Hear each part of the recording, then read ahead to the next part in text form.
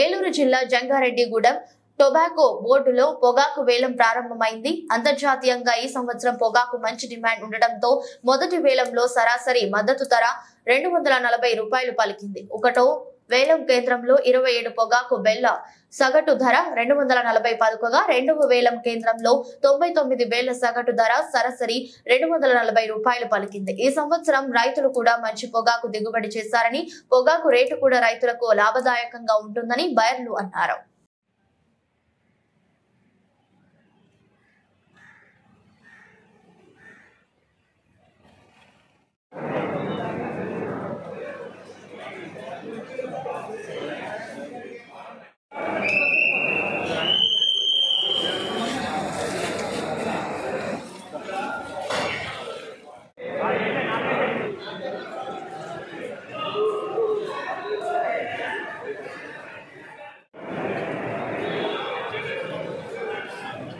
మాట్లాడుతున్నారు.